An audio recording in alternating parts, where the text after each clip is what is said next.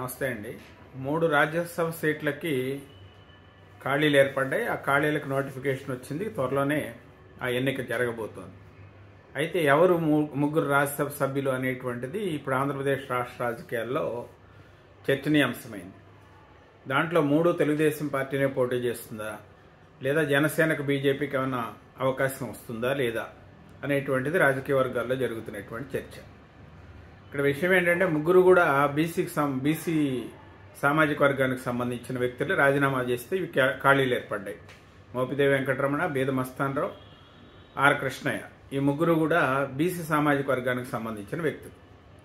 కాకపోతే ఏంటంటే ఖచ్చితంగా ముగ్గురులో ఇప్పుడు పోటీ పెట్టే దాంట్లో ముగ్గురులో ఒకళ్ళు ఖచ్చితంగా బీసీ ఉండాలి.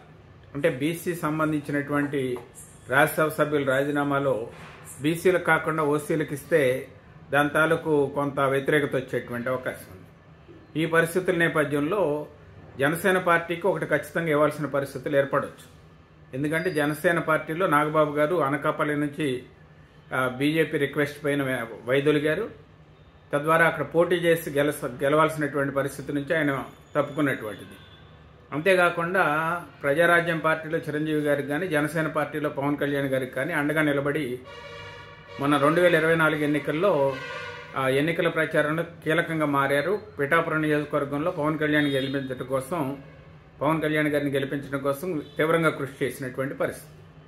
కాబట్టి ఏంటంటే పార్టీకి ఆయన చేసిన కాంట్రిబ్యూషన్ కుటుంబ సభ్యుడిగా కాకుండా పార్టీ కోసం ఆయన అండగా నిలబడినటువంటి వైను, పార్టీ కోసం ఆయన చేసినటువంటి కృషికి ఫలితంగా ఖచ్చితంగా ఆయనకు పదవి ఇవ్వాల్సినటువంటి పరిస్థితులు అయితే ఏర్పడ్డాయి.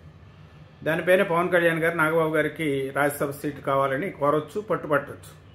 మోడీ గారి దగ్గర ఆయన మాట్లాడే దాంట్లో కూడా చర్చలు వచ్చినాయని మోడీ గారు కూడా హామీ ఇచ్చినట్టుగా వార్తలు వినవస్తున్నాయి. ఏదేమైనా దీనిపైన కొంత వాదోపవాదాలు అయితే నడుస్తున్నాయి.